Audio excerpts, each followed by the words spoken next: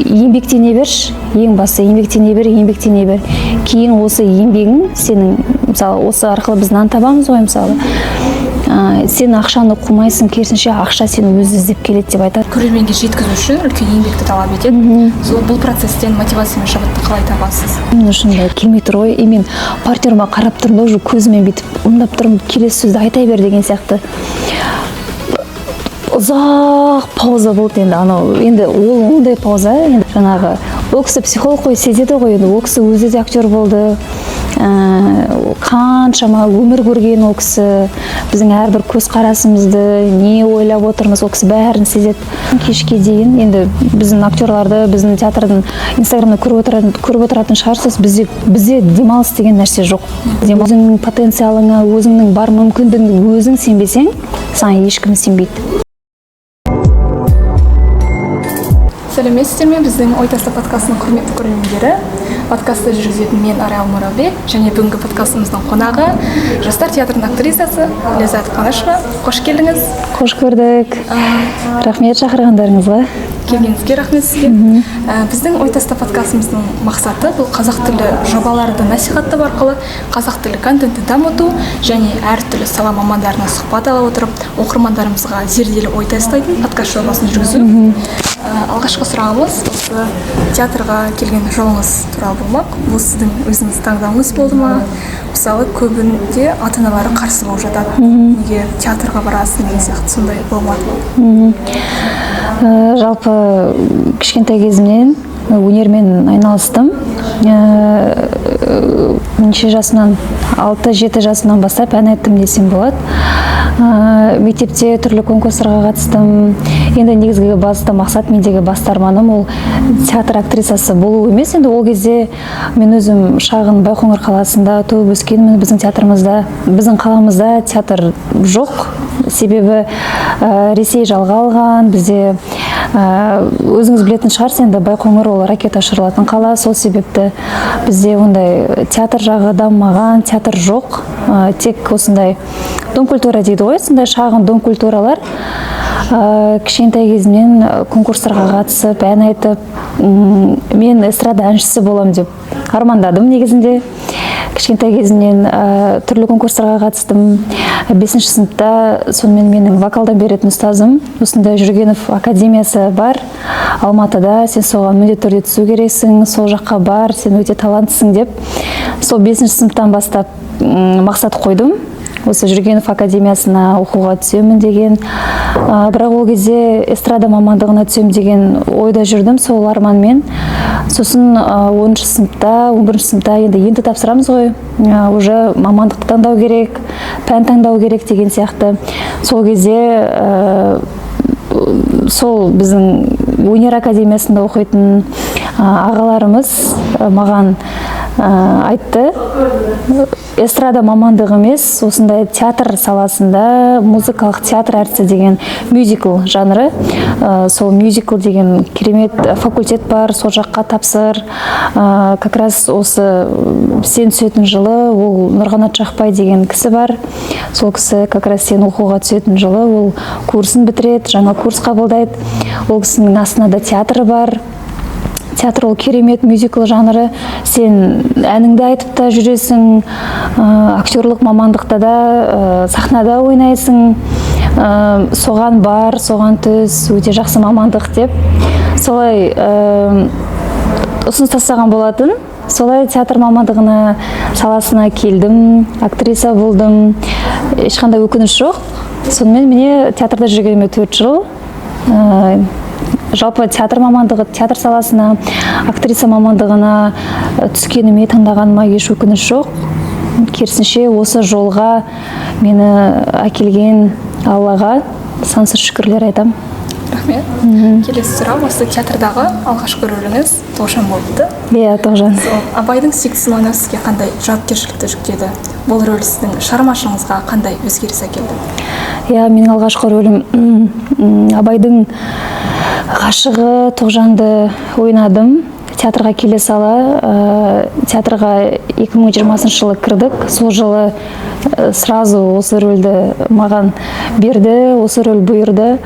Енді әрине оқу бітіріп келіп, мысалы кішкентай рөлден бастасаң әйтеуір қорқыныш болмайды да, үлкен рөлге дайындық болады егер сен де кішкентай рөлден бастасаң. Енді әрине театрда бізде кішкентай рөл үлкен рөл деген жоқ, олай бөлінбейді, бірақ соған қарамастан маған сеніп бергеніне риза болдым. Сол кезде бір жағынан үлкен жауапкершілік екенін сезіндім, себебі Абай атамыздың ғашығын ойнау Тоғжан өте қиын рөл, өте үлкен рөл, басты рөл. Мен енді театрға келген, енді жас актрисаға бұндай рөлді ойнау үлкен жауапкершілік, үлкен сын. Сол үшін бұл рөлді мен толықтай шығардым деп айта алмаймын, әлі ізденіс үстіндемін. Ешқашан ол актерлар толдым, пістім, болдым, жетілдім деген нәрсе жоқ. Оның үстіне біздің Нұрғанат Жақпай ұстазымыз үнемі бізге айтып отырады, толдым, міне мен жеттім дегеніме, менде бәрі күшті, мен рөлімді шығарып тастадым деген кезде, сен ол кезде уже өлдім деп есептей бер деп бізге айтады. Сол үшін мен Тоғжанды потолок дейді енді орысша айтқанда, прям деңгейіне жеткізіп әлі шығардым деп айтпаймын. Себебі спектакль әр ойналған сайын неше түрлі өзің рөліңді әр ойнаған сайын бірдеңе табасын. Мына жерде былай ойнау керек екен, ертеңгі кезде мен былай ойнап көрейін деген сияқты находка дейді ғой енді біздің актерлық мамандықтың тілімен айтқан кезде. Сол себепті әлі ізденіс үстіндемін, әлі пісіп жетілуде ол рөлім. Маған негізінде біраз жол ашқан рөл, көрермендермен қауыштырған рөлім менің. Осы Тоғжан рөлі арқылы көп көрермендер таныды. Театрға келгенде де, мысалы сыртта жүргенде де, мысалы дүкен аралап, сондай сыртта жүрген кезде танып қалады. Сіз Тоғжанды ойнаған жоқсыз ба? Мен үшін өте орысша айтқанда приятно дейді ғой, өте сондай бір керемет сезім. Осы Тоғжан арқылы мені көрермендер таныды. Егер мен Тоғжан рөлін ойнамасам, мүмкін көрермендермен ондай байланыс болмас еді деп ойлаймын да. Сол себепті Тоғжан рөлін ойнап жүргеніме 4 жыл. Рахмет. Осы әрбір рөлді шынайы жеткізу үшін сіз кейіпкердің әлеміне терең үңілесіз, оны сезінесіз. Осы кейде сол рөлден шыға алмай қалған кездер бола ма өмірде, сол кейіпкердің әсері байқалады ма? Негізінде бұрын біз оқып жүрген кезде біздің сахна тіліне беретін Мұрат Әбзелбаев деген ұстазымыз бар. Осы Қазақстандағы ең номер 1 үздік сахна тіл маманы. Ол кісіні бүкіл қазақ білет, бүкіл тіпті әншілер барады ол кісіге білім алуға. Сол кісі бізге сахна тілінен сабақ берген кезде айтатын, актер перевоплощаться дейді ғой, біздің тілмен айтқан кезде, сол кейіпкерге ене отырып, сол кейіпкерді сезіне отырып ойнайсың, бірақ ол 100% сол образға кіріп кетіп, одан шыға алмау деген нәрсе ол негізі жоқ, мүмкін емес. Мысалы кейбір актерлер, енді білмеймін, әркімде әртүрлі шығар, кейбір актерлер айтады, ой, мен шыға алмай жатам рөлден, 2 күн демалыс керек деген секілді. Енді білмеймін, ондай негізінде ондай нәрсені естігенде кейде күлкілі, ондай нәрсе жоқ, негізі шыға алмау деген. Сол кезде, сол спектакль басталар алдында біздің осы актерлық білімді зерттеген, сол ілімді шығарған Станиславский деген атамыз бар, Константин Станиславский деген. Сол кісінің если бы я дегені бар, егерде мен Тоғжан болсам, қалай ойнаймын. Сол себепті спектакль басталар алдында өзіңді ұмытасың, мен Ләззат емеспін, мен Тоғжанмын. Мысалы қанша сағат, 1 сағат, 1,5 сағат, 2 сағат бола ма спектакль, сол аралықта сен Тоғжансың, сол кейіпке енесің, сол кездегі өмірге, сол кездегі тыныс тіршілікке енесің. Спектакль біткеннен кейін ондай шыға алмау деген нәрсе менде ондай болған жоқ. Ондай енді мүмкін емес деп ойлаймын. Енді мүмкін ол шетелдік актерларда, мысалы Хоакин Феникс ойнады ғой Джокерді, ол кісіде сондай болған. Мысалы Джокер, көрдіңіз ойда киноны, Джокер ол қандай үлкен рөл. Мүмкін енді шетелдік актерларда болатын шығар, потому что ол Джокер ол психологический фильм ғой, ол оңай емес, ол рөл. Сол рөлді ойнағаннан кейін мүмкін сондай рөлді ойнасаң мүмкін шыға алмау деген ұғым болатын шығар. ал бірақ менің жолымда ондай әлі кездескен жоқ. Енді басқа актерларды білмеймін. Осы театрда үздіксіз репетициялар сізді шаршатпай ма? Мысалы, күнделікті аласыздар, таңнан кешке дейін жүресіздер, қойылымның уақыты үшін ол жерде көрерменге жеткізу үшін үлкен еңбекті талап етеді. Бұл процесстен мотивация мен шабытты қалай табасыз? Әрине таңнан кешке дейін, енді біздің актерларды, біздің театрдың инстаграмда көріп отыратын шығарсыз, бізде демалыс деген нәрсе жоқ. Демалыс деген нәрсені біздің ағайымыз ұнатпайды. Өзі бір біздің театрдың, жалпы театр ол тек понедельник демалады. Ол уақытта да бізде кейде демалыс берілмейді, себебі жаңағы премьераларға дайындық болады. Бізде тіпті спектакль болмаған күнде де бізде күнде дайындық, таңертең тренаждан кейін хор, одан кейін әркім өзінің рөлдеріне дайындалады деген сияқты. Немесе бізде енді біздің театр пластикамен, жаңағы әуенге құрылған театр ғой. Сол себепті ол күні спектакль болмаса да бізде күнде репетициялар болады. Әрине шаршайсың. Тіпті кейде қыдыру, далаға шығу деген ұмытып кетесің, жеке шаруаң, жеке жұмыстарың деген секілді оның бәрі жайына қалады. Кейде шаршайсың шынымен. Шығып келсем ғой, қыдырып келсем ғой деген сияқты, туыстарың келеді, құрбыларың қонаққа шақырады деген сияқты сол нәрселерден қалып қоясың да. Бірақ осындай үздіксіз қозғалыста жүріп, мысалы біз демалып қаламыз ғой. Біз ары кетсе бір-екі күн демаламыз, одан кейін біз уже ішіміз пысады, потому что біз күнделікті қозғалысқа үйреніп қалғанбыз ғой. Біздің денеміз уже қозғалысты нетіп тұрады, іздеп тұрады. Сол себепті шаршау болмайды деп айта алмаймын. Шаршаймыз әрине. Бірақ енді ол осы жолды өзіміз таңдап келгеннен кейін, мысалы бізді ешкім күштеген жоқ, ешкім қинаған жоқ қой. Біздің әрбіріміздің арманымыз осы жолды таңдадық. Сол үшін шаршаған кезде кішкене ниетті дұрыстап жүресің. Ниетім, бұл менің мамандығым, бұл менің профессиям, я профессионал, сол үшін жұмысқа профессионалды тұрғыда қарауым керек деген секілді. Кішкене шаршағанды өзің ұмытып, өзіңді алдайсың, солай жұмысқа кірісіп кетесің, болды. Жақсы, рахмет. Осы қойылым кезінде күтпеген қызықты немесе ерекше оқиғалар болды ма? Мысалы, аяқ астынан бірдеңе өзгеріп кетеді, сөзді ұмытып қалады. Мысалы, қимыл басқандай болып кетеді. Менде осы кеше соңғы осы айдың 6-сы Абай Тоғжанды ойнадық. Өмірімде бірінші рет мен сөзімді ұмытып қалдым, текстімді. Мен текстке шорқақ емеспін, негізінде текст ұмыту деген менде ондай проблемалар болмаған сахнада. Осы кеше Абай Тоғжанда мен 2 жерде сөзімді ұмытып қалдым. Қоштасу сахнасы. Сөзіңді ұмытып қалған, сөзіңді білесің ғой, енді уже қанша жыл ойнап жүрсің, 4 жыл.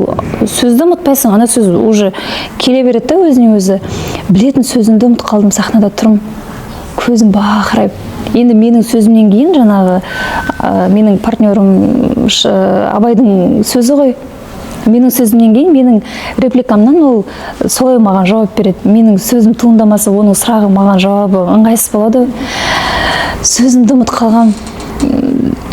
Келесі сөзді айтуға тілімнің ұшында келмей тұр ғой. Мен партнеріме қарап тұрмын да, уже көзімен бүйтіп ымдап тұрмын, келесі сөзді айта бер деген сияқты. Ұзақ пауза болды енді. Енді ол ондай пауза, енді көрермендер может байқамай қалып түсінбейді ғой, енді көрермендер байқамай қалады или немесе ол нәрсені жеңіл қабылдайды деген сияқты. Бірақ бізде актерский профессияда, даже сахнада 1 минут, не то что 1 минут, тіпті бір 10 секунд дейші, сол секундтың паузаның өзі бізде үлкен болып көрінеді да. Ол паузаны, ондай пауза болмау керек сахнада. Сонымен мен партнеріме қарап тұрмын, келесі сөзді айта берші дегенде осы көзімен қарап тұрмын, ол маған қарап тұр деп түсін. Солай пауза ұстадым, әйтеуір есіме түсті ғой, сөйтіп текстімді айтып, ары қарай кеттік. Одан кейінгі ол бірінші рет болды. Одан кейін ең соңғы қоштасу сахнасында тағы да ұмыттым. Ұмытқанда орындарын ауыстырып жібердім. Енді жаңағыда айтқандай, менің сөзімнен кейін оның сөзі туындайды ғой енді. Менің сөзім басқаша, оның сөзі басқаша болса келмейді ғой. Сонымен әйтеуір орын ауыстырып жібердім, бірақ партнерім әйтеуір түсінді. Соңында қоштасатын сөзім, әйтеуір ол сөйлеп жатыр, мен сахнада тұрмын, миыммен сөз текст құрастырып жатырмын ғой. Жаңа айтылатын сөзді мен бағана айтып кеттім ғой, орын ауыстырып алдым. Сонымен қайтадан бағанағы сөзді әйтеуір былай құрастырып, әйтеуір дұрыстап қоштасып кеттім ғой. Сонымен өзіме таңғалып отырмын, не болды маған деген сияқты, потому что ондай нәрсе мен өмірімде болмаған, сөз ұмыту деген сияқты. Сондай оқиға болды, сөз ұмытып. Өте қызықты. Осы сахна өнерінің ең басты құндылығы қандай? Сізге мысалы ұстаздарыңыз жиі айтатын сөздер сіздің ойыңызға қалай әсер етті? Қандай ой түйдіңіз осы 4 жылдық жолыңызда? Қандай театрдың музыкалық актрисасыз? Осы көрерменге қандай ой жеткізгіңіз келеді? Қандай ой түйдіңіз дейсіз? Я біздің Нұрғанат Жақпай ағамыз, ұстазымыз бізге үнемі жалпы мен ойлаймын, актерлықтан бөлек ол кісі өте сезгіш, сезімтал адам. Біздің ұстазымыз психолог өзі, шынымен сезіп отырады бәрін. Әр келген сайын ол кісі бізге мысалы былай тура жолда келе жатып кішкене былай тайып бара жатсаң, ол кісі сезеді да бәрімізді тура жолдан тайып бара жатқан жерде бізді әкеліп тура орнымызға қояды қайтадан. Мысалы кейде тіпті театрда енді адамбыз ғой, ондай нәрсе болмайды деп айтамыз, театрдан кеткің келеді, мысалы шаршайсың, мысалы идеальный адам жоқ қой, барлығының өмірінде проблема болады, барлығының өмірінде қиыншылықтар болады. Сондай кезде білмеймін, жеке өзімде сондай, мысалы мен уже кәдімгідей күйзеліске түсіп, көңіл күйім болмай, сондай кезде жүрем ба, біздің ағайымыз жинайды да, әңгіме барысында маған әсер ететіндей әңгіме айтады. Мүмкін ол Алладан белгі шығар деп ойлаймын да, мүмкін Алладан белгі, мүмкін ол сөзді естуім керек болып тұрған шығар. Сол сөзді естисің да, уже мына жағың бәрі тынышталады да, күшті немен шығасың, мотивациямен шығасың да, все, ертеңнен бастап бүйтем, болды, ондай нәрсені қою керек, ондай ойлама, бәрі жақсы. Жаңағы ол кісі психолог қой, сезеді ғой, ол кісі өзі де актер болды, қаншама өмір көрген ол кісі, біздің әрбір көзқарасымызды, не ойлап отырмыз, ол кісі бәрін сезеді. Сол үшін осындай бір қиын кезеңдерде сол кісіні тыңдаған кезде жаным тынышталады, жеке өзім жаным тынышталады, керемет мотивацияға толып, сондай бір арқам бір жаңағыдай не дейді, осындай мотивацияға толып, күшті бір өзім бір толып шығам. Сол көрермендерге осы біздің ой таста деп аталады подкастымыз. Қандай ой тастайсыз осы жас актерларға жолын бастағалы жатқан, мысалы өзі жолына өзін сенімсіз сезінетін адамдарға қандай ой тастар едіңіз? Сенімсіз сезінетін ең алдымен өзіне сену керек. Егер сен өзіңе сенбесең, өзіңнің потенциал дейді ғой, өзіңнің потенциалыңа, өзіңнің бар мүмкіндігіңе өзің сенбесең, саған ешкім сенбейді. Себебі қалай саған біреу сенеді, когда сен өзіңе сенбей тұрсың. Сен алдымен өзіңе сенуің керек.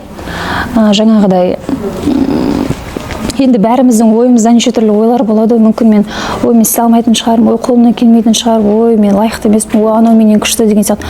Оның бәрі жаңағыдай азғырушылардың ойы ғой.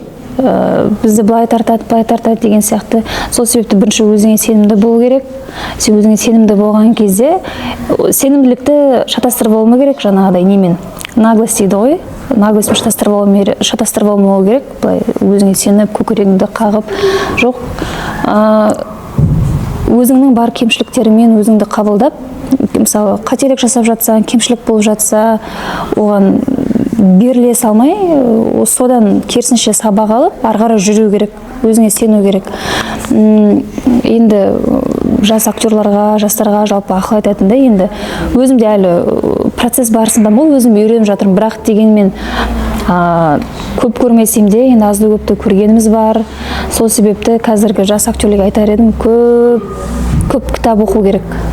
Актер ол өте білімді болу керек, себебі келетін көрермен, олар қазіргі көрермендер өте ақылды. оларды алдай алмайсың. Сол себепті жақсы актер болу үшін ең алдымен жақсы адам болу керек деп айтады. Сол үшін көп іздену керек. Осы мысалы 4 жыл оқуға түстің ба, 4 жылыңды жаңағыдай қыдырып, ондай нәрселерге жібермей, керісінше 4 жыл нақты біліміңді алып, еңбектен, еңбек түбі жеңбек дейді ғой, қазақта сөз бар сондай. Еңбек бәрін алып шығады. Мейлі сен 100 жерден талантты болып тұрсаң да, сенде жалқаулық басым болса, оның талантың бәрі босқа кетіп қалады. Сол үшін 1% талант, 99% еңбек деп айтады ғой. Егер еңбегің мен талантыңды ұштастырсаң, ол керемет дүние болады да. Мысалы біздің театрда актер үлкен ағаларымыздан көріп жүрміз. Кезінде ол кісілер қаншама еңбектенді, қаншама қиындық көрді. Сол себепті егер сен қазір аянбай еңбек етсең, ол сені кейін алып шығады жоғарыға. Кейін сен біздің ұстазымыз айтатын, еңбектене берші, ең басты еңбектене бер. Кейін осы еңбегің сенің, мысалы, осы арқылы біз нан табамыз ғой, мысалы. Сен ақшаны қумайсың, керісінше ақша сені өзі іздеп келеді деп айтатын. Оның астары осы жаңағыдай ғой, еңбектене бер, сол кезде сен еңбектің арқасында кейін жемісін көресің. Сол үшін жастарға айтарым, еңбектеніңіздер, жалқауланбаңыздар, өздеріңізге сеніңіздер, көп кітап оқыңыздар, білімді болыңыздар, көп жақсы театрларға барыңыздар, әртүрлі спектакльдер көріңіздер. Енді осындай актерлық мамандықта оқып жүрген жастар. Сол еңбек бәрін жеңеді, өздеріңізге сеніңіздер, сол театрға көп келіңіздер, міндетті түрде. Рахмет, уақыт бөліп бүгінгі подкастымыздың қонағы болғаныңыз үшін алғысымды білдіремін. Сізге де рахмет. Тыңдармандарымыз өздеріне зерделі ой түйді деген сенімдеміз. Алып қосар ойларыңыз болса, пікір жазып бөлісе кетіңіздер. Келесі кездескенше аман сау болыңыздар. Сау болыңыздар.